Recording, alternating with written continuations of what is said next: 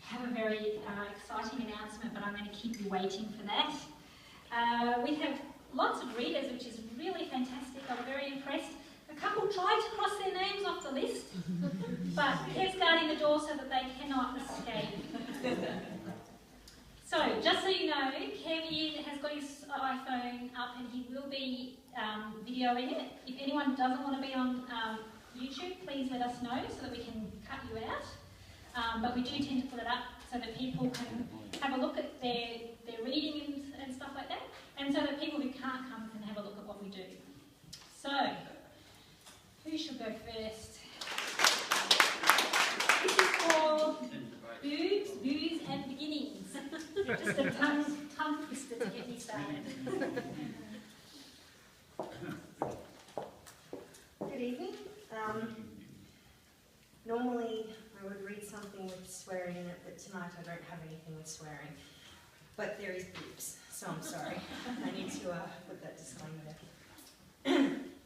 So, boobs, booze and beginnings. The first thing I saw was her breasts. She was standing on my friend's balcony that overlooked the parking lot of a bowling alley, a cocktail in one hand, a feather boa around her neck.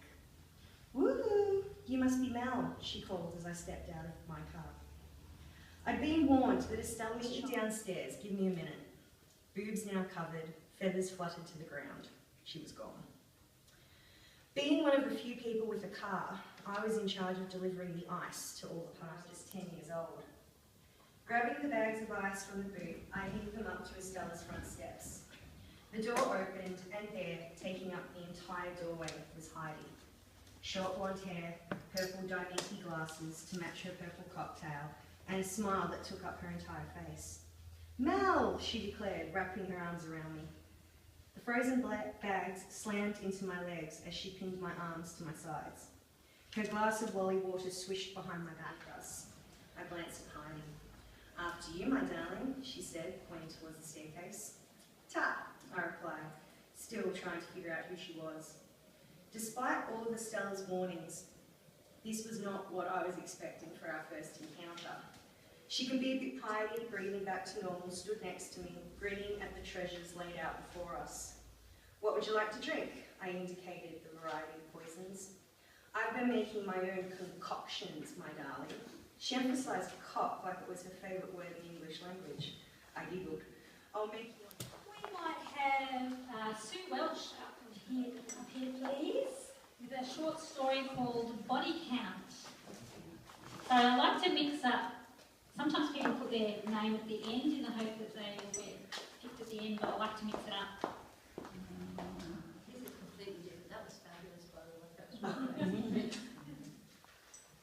This comes from when my writing group did one of those 5-minute crashes where they give you a sentence and 5 minutes to write a story, and this is mine. It's called Body Count, and the first line that we were given is, "Killed 10, said the Debarra." "Killed 10, said the Debarra woman without looking up. "What?" "She said you killed 10, Steve piped up helpfully. He smiled, wondering where this might lead. Nothing like chucking in a verbal hand grenade to liven a long night's conversation. Bullshit. The Debarra woman did not respond. She seldom spoke, and when she did, it was to communicate, to answer a question, to relay, "What are you, some kind of ninja? Some kind of karate, jiu-jitsu, martial arts expert? Some kind of kung fu warrior?" Steve settled down to enjoy himself. I remember in the Congo, shit, who was it? That guy from Poland, Peter, he killed over 21 one night. And shit, you should have lay on the sand between her feet. She took out a cigarette with slow, elegant fingers and unwrapped the Bedouin scarf that covered her face. Debarra women do not wear burqas, but her face was not covered out of modesty, but to keep the ever-present mosquitoes from entering her mouth, nose, and being breathed in as part of the night air. The men had all seen this terrible scar that disfigured her lips, so no one looked twice as she lit up and took a long drag of the American cigarette. "Killed 10, she repeated, and then she held up her hands to show the 10 long fingers and the bloodstains still on her palms. "Oh shit, that's disgusting," muttered Dora. The Debarra woman had just the slightest smile around her lips as she took the next long drag. The desert wind kicked up and flicked the scarf into her face. She wrapped it around her neck to keep it from flapping, her movements slow, and the constraints of a normal society are not foisted upon them. The women worked with the men, and such education as the Bedouin can get was shared equally amongst both sexes. The Taliban hate them. The Badara keep out of their way. But it was a time.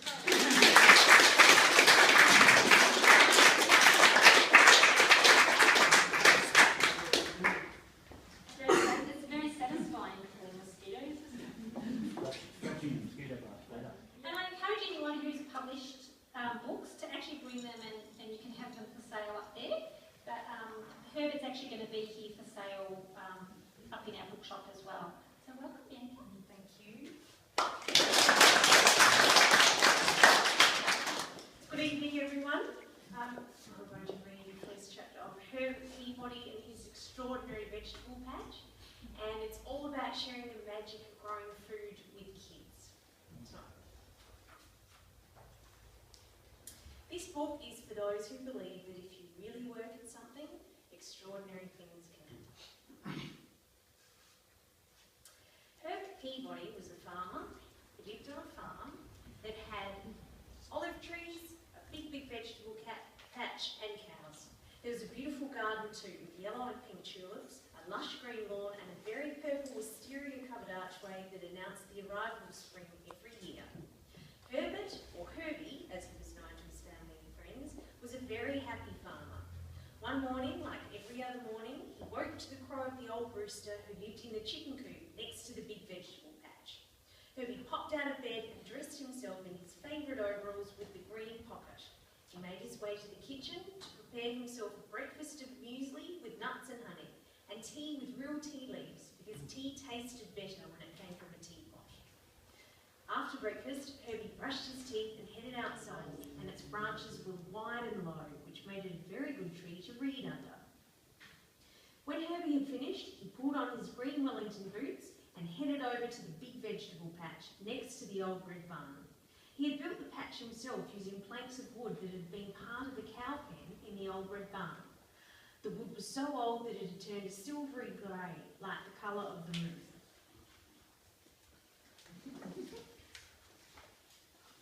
Herbie needed very good soil in the vegetable patch to help the vegetables grow, so he had made a compost heap. When it had turned into good soil, so all the seeds felt safe and warm and ready to grow. The seeds were very thirsty after being planted, so Herbie gave them a big drink of water from his watering can. As he was watering, he made up a special poem to recite to the seeds. He liked the sounds of fun, and then Herbie started bouncing. With some loving and attention, soon you will have grown the tastiest fruit and vegetables that I have ever known. And then he started jumping.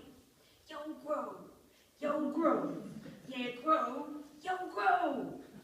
He ended with a very big jump, and it was so big that it made him tumble over, and that made him giggle. The cows who lived in the vegetable patch, or the cows who lived in the paddock rather, across from the big vegetable patch, saw Herbie jumping to his rhyme, and they knew that seeds had been planted, which was very exciting.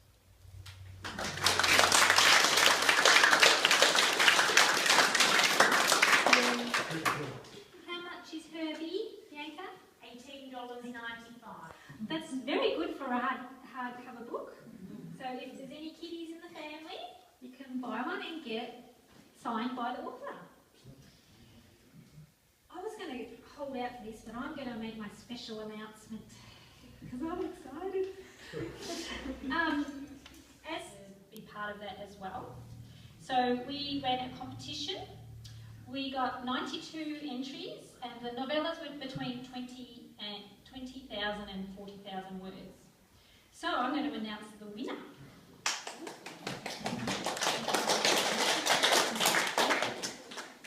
So, Beth Hill, will you come up to the front, please? So Beth Hill, congratulations. You are the winner of the novella competition. You can say the title. The Uncanny Love of Jimmy Panagopoulos. Cool. So, this means that Beth is going to have her novella published with Busybird Publishing. It'll come out early next year.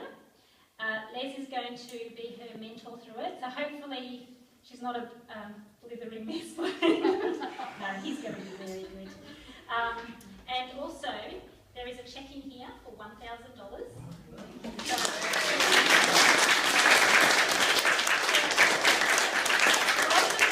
Busybird family, congratulations. Beth has actually, she only found out yesterday because quite a few of our shortlisters were interstate. I wanted to let everyone know who was on that list whether they had or hadn't won. So Beth only found out yesterday and she's flown down from Sydney today. And she's got her little entourage here. One's flown in from Launceston. I presume you two are from Melbourne. Yeah. She's got her little groupies. So that's pretty cool. So welcome.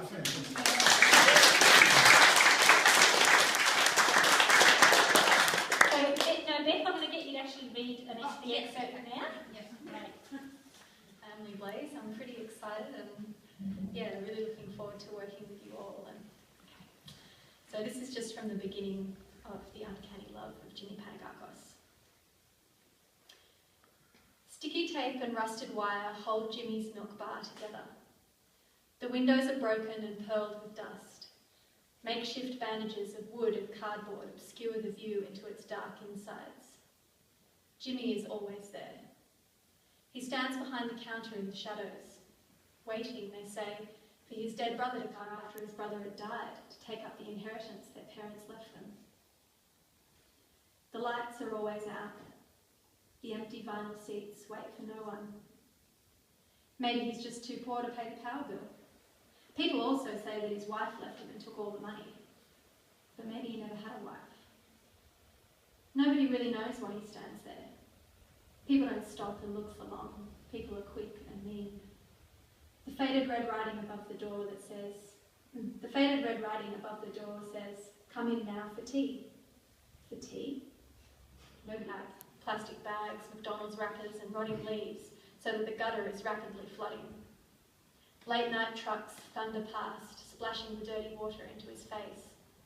The telegraph poles arch at the stroke of their headlights, and a red neon sign glows hot in his mind to match the dilapidated stores underneath them. The Thai restaurant that boasts a fine array of cardboard boxes instead of customers. The long-closed butcher shop with the dusty plastic lettuce is still lit up in the old refrigerated displays after 5 years. The old Gon's underwear shop, come Mexican restaurant, now a miscellaneous empty building with young rat bags squatting inside. Or maybe just actual rats into him. He vomits pizza and beer into the milk bar's doorway. Pulling down his waistband, he pisses on the doorstep for good measure and spits across the cracked front window front. The broom hits him across the side of the head out of nowhere, and he falls clumsily, grabbing at the air on his way down. He hits the ground hard, face wet with blood. Or is it rain? Urine feels the intensity of her stare and knows he is forgiven.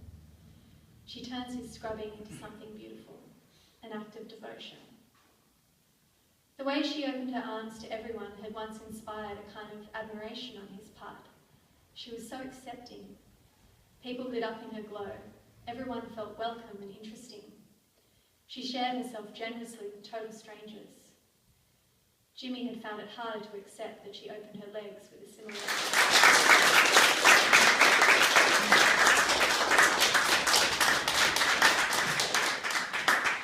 So that's just to wean your appetite. So keep your eyes out for the book when it's published early next year.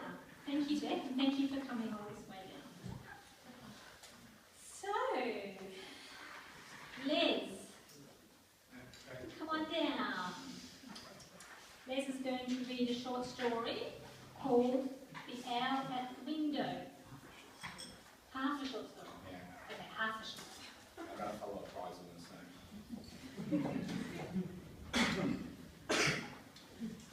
It's the coldness of the stethoscope's chest piece that wakes Deidre.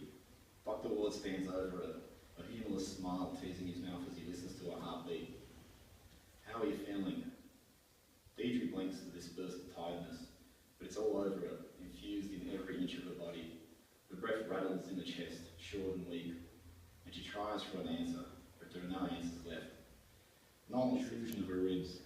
Nolan clasps her hand, taking care not to disturb the cannula that sinks beneath her pale skin, while Avril draws the curtain to reveal the windows flooded with rain and the sky filled with swirling thunderclouds.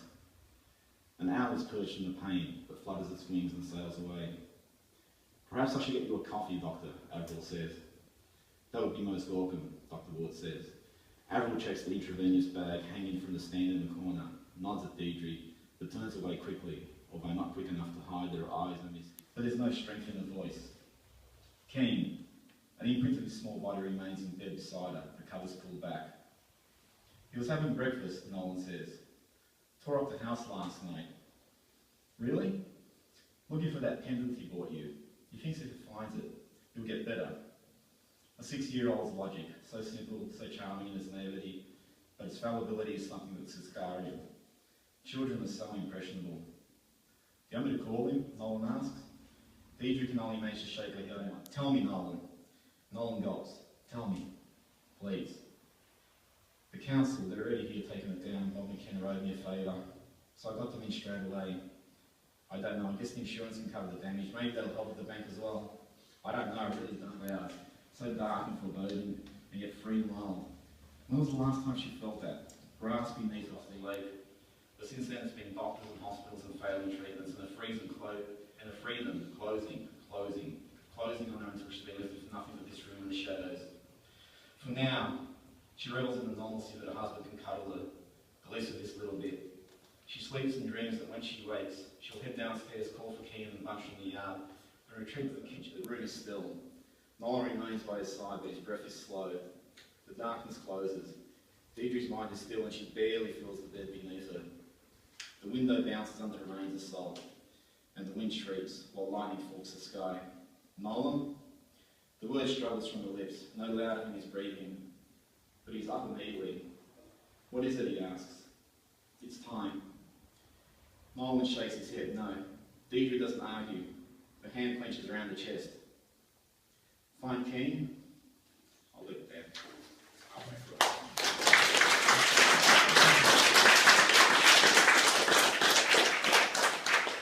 Just want to keep us in suspense.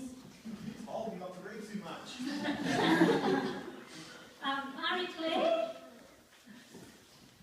Marie Claire had a deal that if Les read, she would read.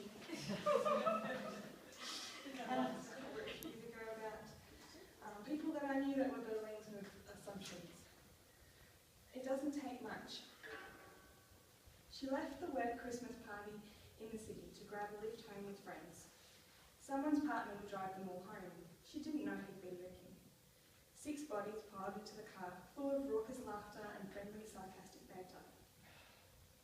They struck the yellow concrete obstruction of the upcoming tram stop at high speed, and the car flew out of control.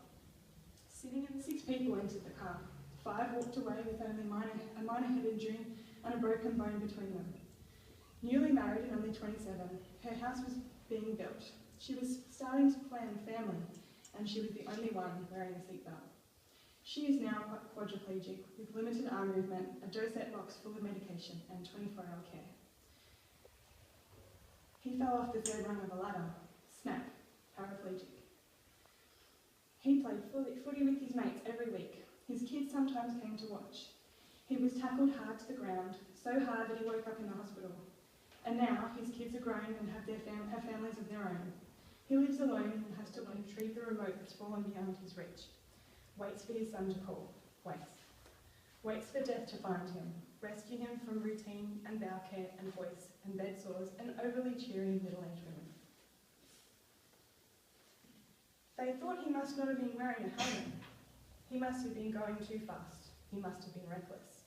But the country boy who had been riding motorcycles his whole life takes a wheelchair and takes himself to the bathroom to empty his leg bag. It doesn't take much. He dribbled the ball. Bounce, bounce, shit. The ball flew down the court, expertly stolen by one of the opposing players. He took chase, naturally making his moves to defend just outside the key. The navy basketball shirt moved back and forth in front of him. It lowered as the player bent down to prepare to shoot. He sprang up, his body flying into the air to block the shot.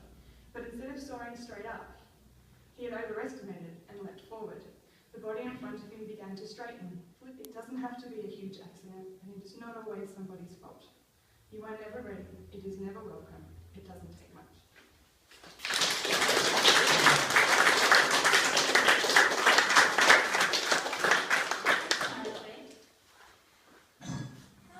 I don't know if anyone noticed, but Marcello was up, or is still up the back, doing some sketching.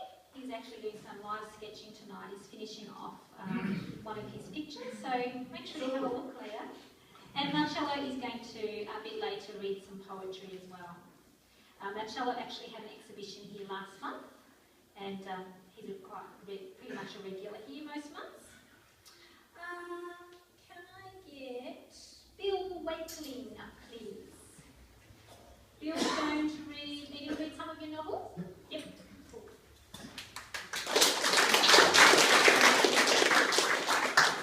The reason why she didn't tell me the name of the novel is because she doesn't know what it is, because I've changed the name. I'm Bill Wakeling, I write fiction. More to the point, I write political fiction. My first novel, which is over there, called 4 Days of Fear, is a story about the assassination of an Australian Prime Minister. It was called Jack Hogarth. Hope's on the way of saying John Howard.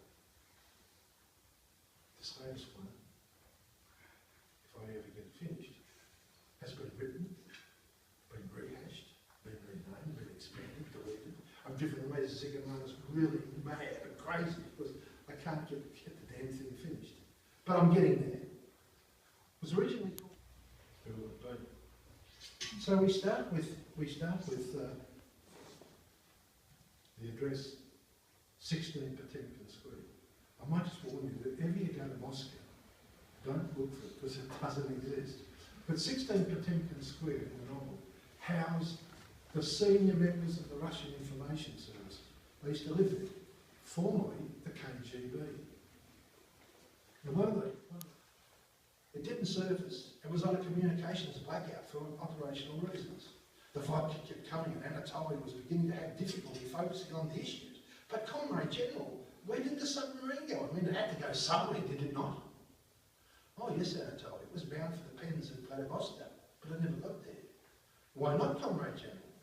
Well, as far as can be determined, it got to the Mariana Trench and it disappeared. The USS called Leroy Longstreet's Limousines. And Leroy James Longstreet is the proprietor and he's the franchise holder. And he's got a good pedigree because Leroy Longstreet is a distant relative of Captain James Longstreet from Confederate General Longstreet in the War of the Confederacy. And he's received a phone call from one of his friends, and he's in this organisation called Friends of the Forest. Unlike the Ku Klux Klan, it's a secret organisation and nobody knows people that are in it, but they raise a lot of money to fight against the Negro and the development of the Negro in America. And he's had this call. Just how many schemes did he come up with now? I've lost count. Remember when he went to Miami? There was that time in Louisville when he went to address the military, and what happened? I'll tell you what happened. Nothing, that's what happened. And yeah, I know there was a delay in getting to the function in Miami. There was this delay in Thanks, Bill. Bodo, I might get you to come up and have a word with everyone about what's happening with page 17, please. So Bo is our General Layabouts. I was going to say acquisition editor, coordinator. That sounds fancy. Yeah, it does, doesn't it? Of page 17. So I'll leave her to tell you about that. Hello everyone. Some of you have already heard me speak several times about page 17, so you are free to play with your phones while I talk about it all over again. I am the editor of page 17. We are an annual collection of short stories, poetry, non-fiction, and we are going to make our front cover on competition for any photographers in the audience. We are taking submissions right now, and there are about 5 weeks or so left for submissions. Anybody who doesn't know our guidelines, everything's laid out on our website. As I said, we're looking for short stories, poetry, non-fiction, anything that you have to offer, we're interested in, and we showcase emerging writers and we market to emerging writers. So anybody who's looking for their first submission or looking to get things off the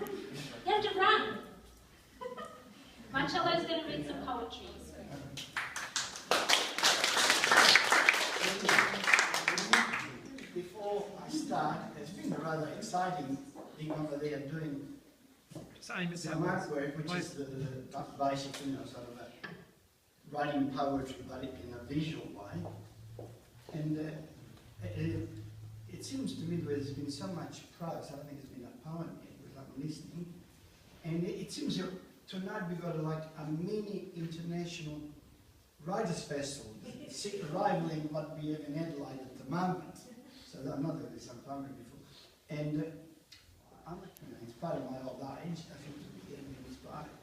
And so I've been reading, I didn't know what I was going to read. Actually, I wasn't going to read, but I might read something that I've read before. But because I've been working, and this model that I'm working on, it's something in common with the dawn. I saw her wrinkled face on a few moments only a distant memory of the bloom of youth now disappeared. Sorrow and sadness, maybe even love, had conquered, destroying forever essential beauty. Years ago she was a star, applauded by all, the envy of women, coveted by men. A fresh young body inspired so many to create masterpieces. The trembling student, the mature artist. I still remember the last time she was standing naked in my studio, when we were great. Those were happy days. Now only a dream. Where has your beauty gone? What happened? This is the mystery of life that has no pity for the weak.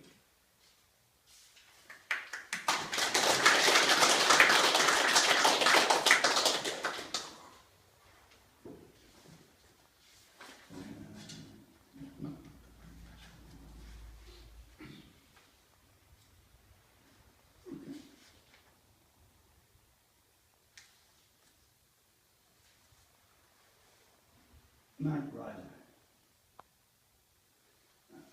I can be very sarcastic. She came in the night like a thief, inviting the intimacy of my bed. Like a black widow, she wrapped her arms around me, burning kisses like a praying mantis, sapping my body and soul of my strength. With unstoppable years have passed. My body still marked with those bleeding wounds.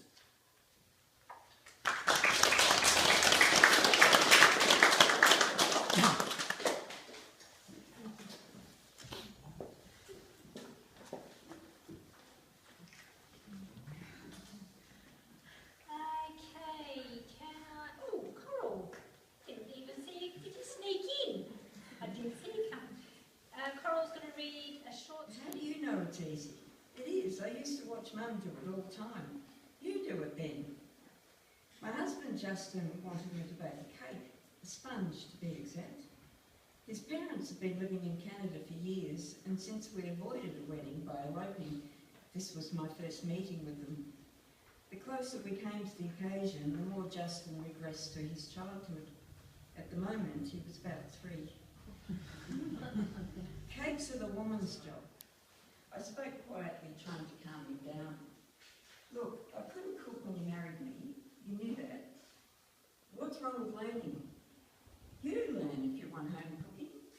He threw his arms in the air as if he was dealing with a recalcitrant child. I wouldn't get through that word. One of those children. You don't understand. No, you're right. I don't. So just explain it to me again. What has baking cakes got to do with meeting your parents? We always have sponges for visitors. It means what? He turned away. What does it mean, guys, in case you followed me? I threw the mixture in the oven, cleaned the wall tiles, bench and floor, and waited.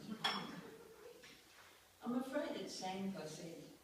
It looked nothing like the picture. In fact, it looked more like a spacecraft from a science fiction movie.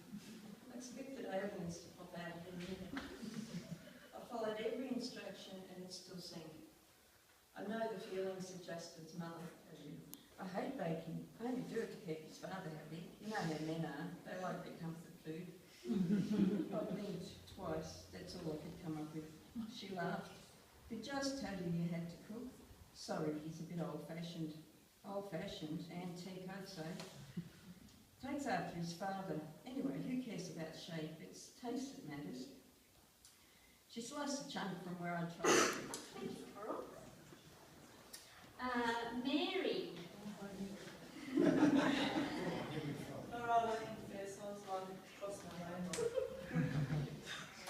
We just discovered tonight that our sons, my older son, I don't know where, were actually really good friends, and we just found that out. I know, it's weird. I don't like relating. That's why you're so young. Alright, I haven't done this before, except for class. But you know that, and you don't listen. And I'm not doing the mad Martin Bryan thing, I'm not big place to do it. But if you're very still and close your eyes, you can hear the refrigerator humming. If you're very still, you can hear his feet crossing the carpet. You can hear the tea towel choking as you wring legs at any exposed skin that is you. You can hear him breathing, exhaling through his nostrils his hatred snorted towards you, at you, through you. You can hear the next intake, sharp through clenched teeth, whistling with infuriation. Forgotten in the creases along with the loose change, lost long ago, and crumbs of cakes eaten long ago, when both of you used to curl up on the couch, at a time when it wasn't you sitting alone with him standing above you, waiting for you to make the wrong move. If you are very still, you can feel your pulse throbbing in your veins. If you are very still and halt your breathing and slow your heart, you can feel yourself drifting away to a place where there is no fear, where there is no walking on eggshells, and there is no wondering how you can escape without making him more angry than he already is. If you are very still, he will forget about you, and like a cat that has become bored with the dead mouse, who no longer will play, he will release you from his hold, waiting for you to move again. You can hear him gasping. It is hard work acting me so much. If you are very still, it will soon be over. You can close your eyes and feel your heart thudding against your chest. With each beat, the physical entity that is you begins to dissolve. You are no longer a worthy body. You are no longer... If that's the first time that you've gotten up to read,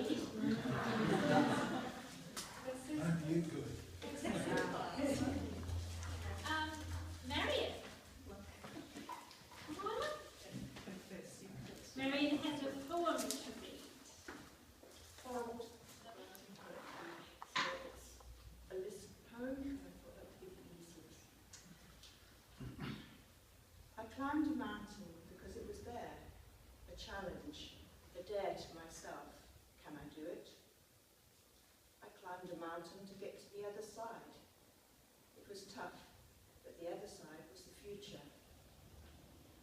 I climbed a mountain that turned out to be a molehill. I climbed a mountain because it looked fun and everyone else was in it. I climbed a mountain because there was no way around it. I struggled. It was not my choice, but the way down was tranquil. I climbed a mountain to see the view and watch the sun set over the sea. I climbed a mountain with my father's ashes, a flask of brandy, and a lifetime of memories.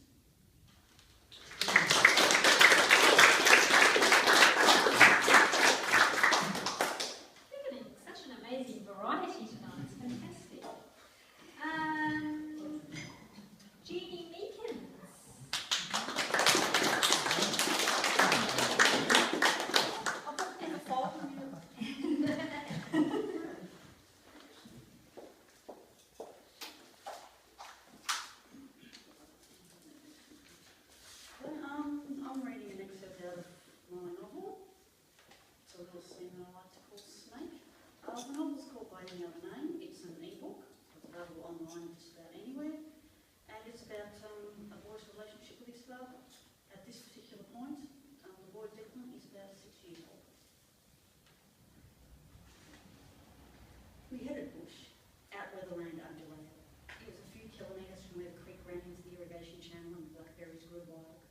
The water ran slowly.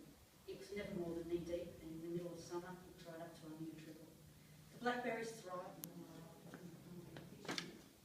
Every now and then, someone said they saw one, and all the kids would keep away from that area. For everyone seen there would have been 10, 20, or 100 of them. They minded their business, no one minded ours. It was probably about lunchtime on Saturday. We had our fill of blackberries and lying around enjoying the warm sun. Danny was off visiting grandparents, so it was just me and him. I was sure I needed too many blackberries.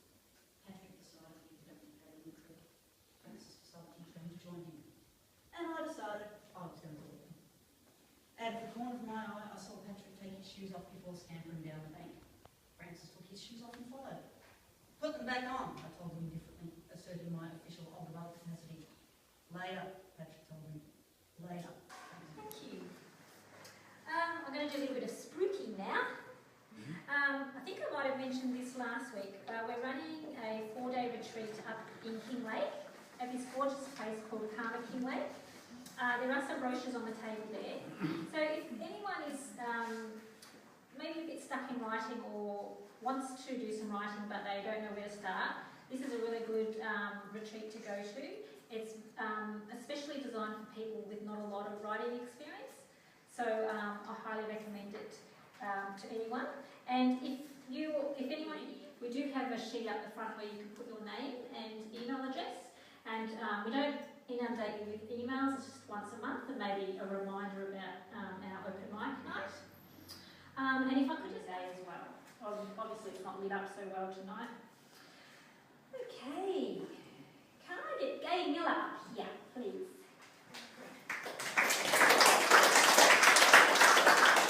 Gay's going to read some poetry. And for any of you who don't know Gay published her book of poetry very recently, and are you up to your 3rd print run?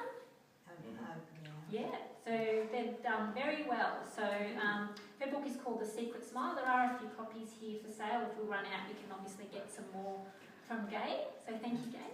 Okay. I'm going to read a different poem that He seemed to look me in the eye. All was quiet, the wind a sigh. You'd better go, I said. He knew. He lowered his head, and he started to move away. He couldn't know he wasn't safe from others who want to eradicate such a beautiful but dangerous creature. Please go, I prayed. You cannot stay. Just as he turned and slid away. What a privilege, a delight. And just for a different pace. My little fat toes. I cannot get down to my foot. It's an impossible physical task. My toenails have gone completely kaput. They're growing so long and so fast.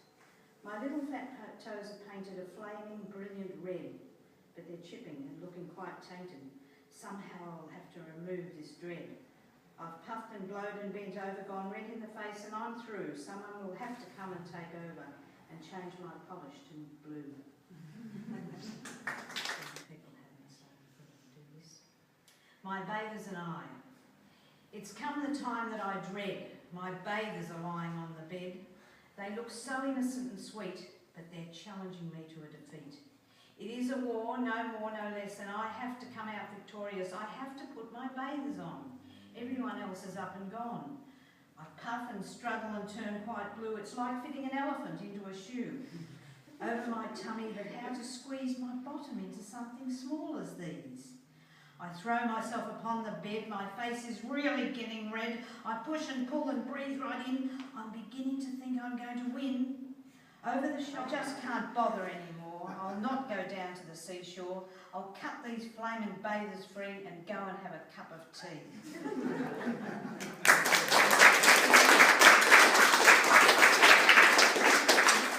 You got a song for us today? Yes, this is for Les because he said I could do something.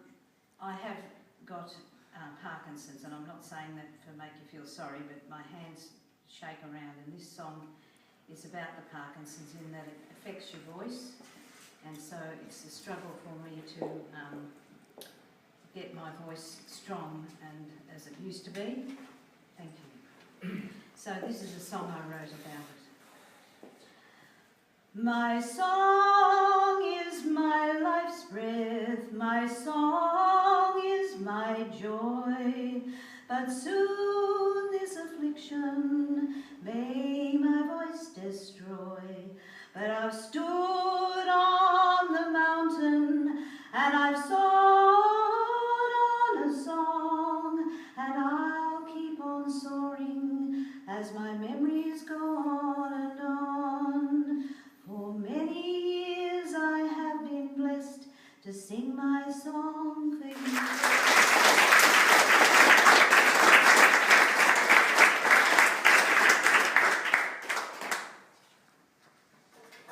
Thank you, Kay. We'd be disappointed if you didn't give us a song.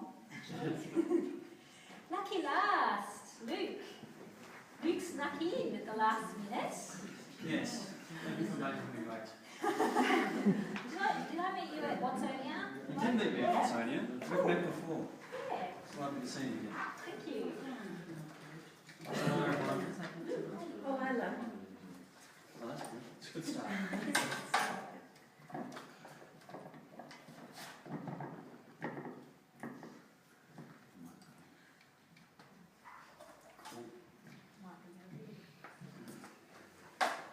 I get straight between them. This is great. I've not done this before, so sorry. This is part of a piece I've written and trying to edit and hopefully publish. It's a novella, and hopefully we'll see what happens. It's called The Mind and Spirit Travel Diary of Dean Holdsworth. This is near the start. Not much has happened, so I'll just read it. On the plus side, the kids were in the car, so it was nice to wave to them goodbye from the bus. Emily waited for a long time. Jasmine just sucked her thumb. After a minute waving, I quit, and then at the headrest for lack of other options. A minute before the bus was scheduled to depart, she leaned towards her partner and whispered something. Then she scurried off the bus, her feet literally shuffling along the vinyl floor with a scurrying sound. I remember the bus driver, Jill, groaning with disappointment. Where does she think she's going? He said, rising from his seat to exit and wash the invisible wake of the woman from the curb. Her husband spoke. Just to the toilet, his voice loud enough for Gerald to hear, but also soft enough to imply that his confession should not be repeated. It is a 2-hour bus trip. This is too long for anyone to commit to a short-term friendship. I've noticed that the time and location is a big factor in determining how much conversation is to be expected from people. If you sell someone a chocolate bar, they can become a firm friend for a 3-minute transaction. If you travel great distances in close quarters, there's a good chance most of it will be spent in silence, and so forth. It's a treat tonight, I think. So thank you all for coming. Please stay and have some more wine or a cup of tea and have a chat with each other. Check out the books that are for sale. We obviously have books up there for sale as well. I'd like to thank Beth again for coming down, and congratulations, and